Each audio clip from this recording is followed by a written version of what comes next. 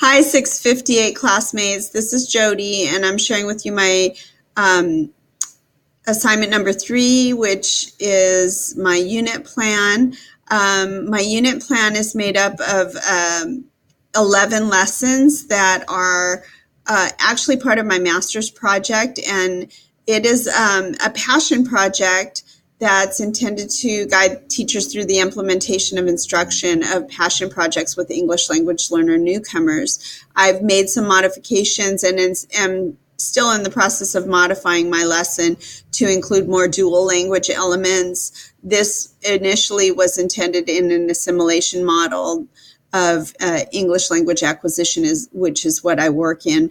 And I'm modifying that to include collaboration with a primary language instructor in Spanish to provide some parts of the lesson to also be included in primary language. So the unit overview starts with an introduction to passion projects, and you may have heard of 20 time or Genius Hour. It's the same concept where students are given part of their class time, maybe one class per week at the high school level to work on the project, also to work on the project outside of class. And the idea is to use inquiry-based learning and technology to share their passion and to do research and present and write and also read. So it really encompasses all of the standards and all of the language standards in addition to 21st century skills. So the second lesson, students are brainstorming with a Padlet. Then they set up their blog and they do an about page, which is a biography. They have the Padlet blog post where they're writing, and this I envision that they could write in either English or primary language, depending on which, in my collaboration with a primary language teacher, which lessons we would choose to implement in Spanish and which ones in English. I could do either or in my classroom. I am bilingual. And that would work too. Right now, our program is not dual immersion or dual language, although very few of my students are taking primary language Spanish for Spanish speakers, and there's no reason why we couldn't collaborate. So students also write a proposal, and that proposal again could be in English or primary language. They also do an elevator pitch, which is like a 2-minute pitch. And it must be presented to the class and posted on their blog. Then they post their progress, which entails expository writing. And again, they could write that post depending on the teacher's selection in either primary language or in English, the target language. Then they conduct an expert interview. The interview could be conducted in either language, and then they could post that interview in either language, of course, depending on the language of that expert. Then they have a creative choice, which is more of a visual art, but I've had students do movies, and again, that could be presented in either language.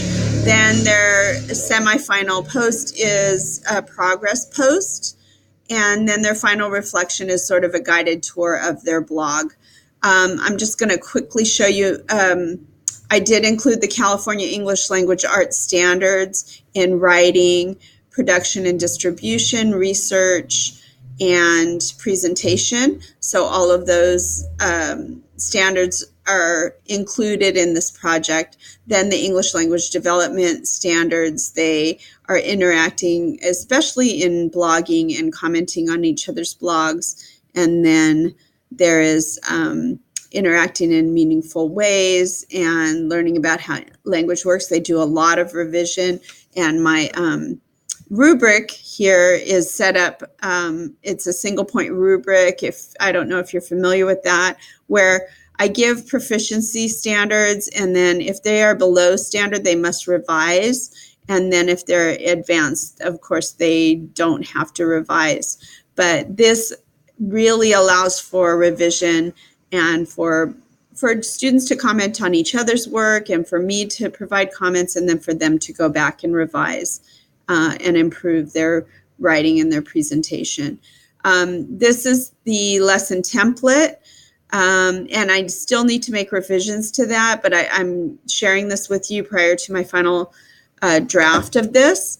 So each lesson, and I'll just go through one of them as an example, I indicate where in the unit this lesson falls, whether it's whole group, small group, or individual, their learning objectives and language objectives, a word bank, and these word banks could be in either the target language or the home language.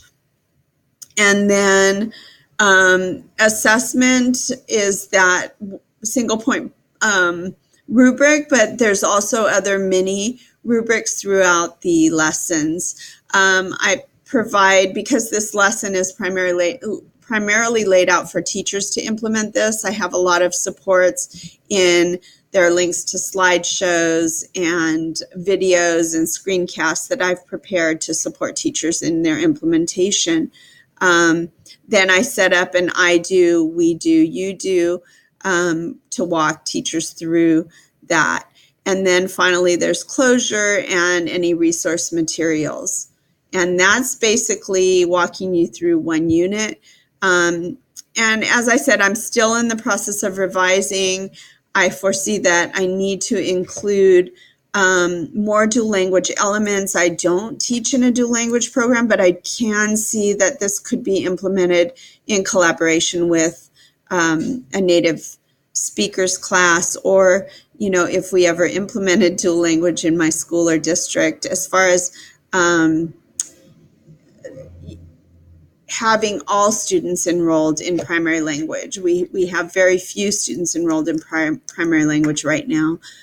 We could provide more support, and of course that would be so much more beneficial to our students in language proficiency.